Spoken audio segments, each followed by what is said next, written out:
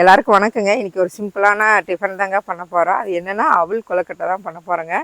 ஈஸியாக குயிக்காக பண்ணிடலாம். இந்த கொழுக்கட்டைங்க ஒரு தேங்காய் சட்னி இல்லை கார சட்னியோட தொட்டு சாப்பிடலாம், ரொம்ப நல்லா இருக்குங்க. இந்த அவலை வந்து ஃபஸ்ட்டு அலசி ஒரு 1/4லேருந்து அரை மணி நேரம் ஊற வச்சுக்கலாங்க.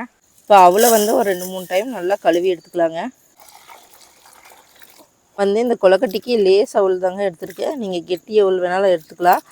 2-3 தாட்டி தண்ணியெலாம் நல்லா அலாசிட்டுங்க. இருக்கிற தண்ணியெல்லாம் நல்லா வடிச்சிடலாம்.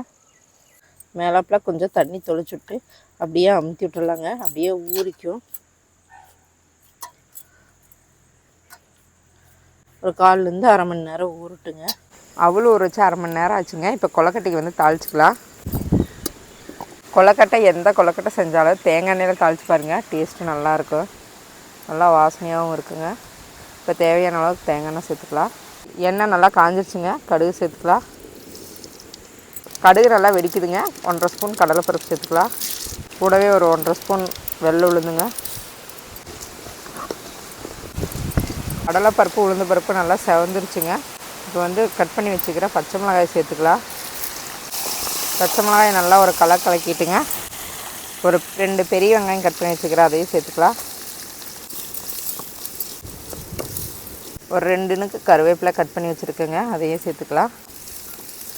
இப்போ தேவையான அளவுக்கு உப்பு சேர்த்துக்கலாங்க. அரை ஸ்பூன் பெருங்காயத்தூள் சேர்த்துக்கலாம்.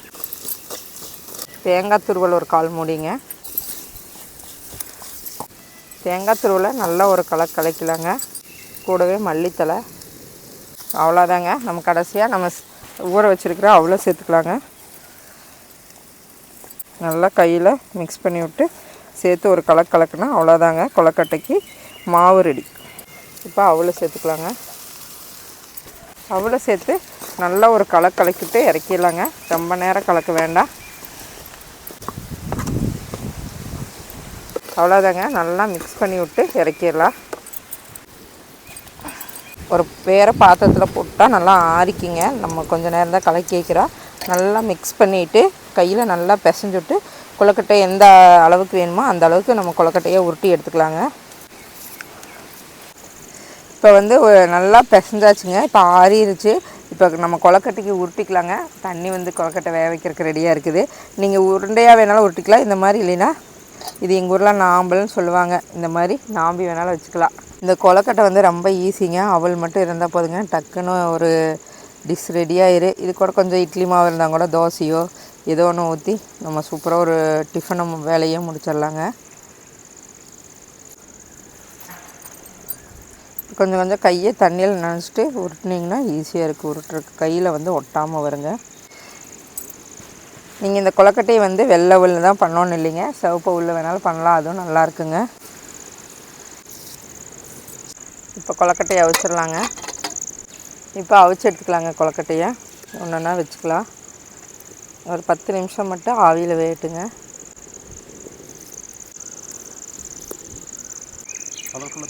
கலர்ஃபுல்லாக தெரியுதா? டேஸ்ட்டும் நல்லாயிருக்கும்.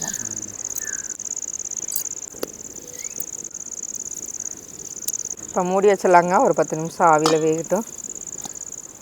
இப்போ 10 நிமிஷம் ஆயிடுச்சுங்க. மேலே நல்லா ஆவியும் வர ஆரம்பிச்சிருச்சு. இப்போ எடுத்துடலாம். கொழுக்கட்டை வந்து நல்லா வெந்துருச்சுங்க. இப்போ எடுத்துடலாம்.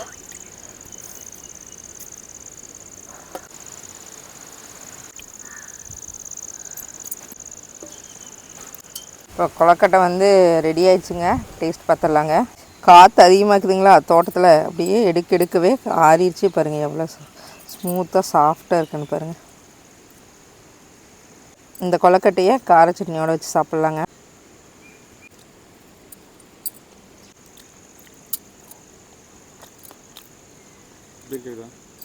சூப்பராக இருக்குமாம்மா. அப்படியே வெறுமையாக சாப்பிட்றதுக்கும் நல்லாயிருக்கு. அப்படியே சட்னியோடு வச்சு சாப்பிட்றதுக்கும் சூப்பராக இருக்குங்க. இப்போ நம்ம கொழுக்கட்டைக்கு அரிசி ஊற வச்சு மாவரைச்சி செய்கிறத விட இது ஈஸியான ஒரு ரெசிபிங்க.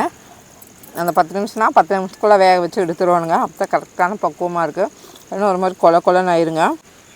இந்த சிம்பிளான கொழுக்கட்டை ரெசிபி பிடிச்சிருந்தா நீங்களே ட்ரை பண்ணி பார்த்துட்டு எப்படி இருக்குன்னு சொல்லுங்கள். தேங்க்யூங்க.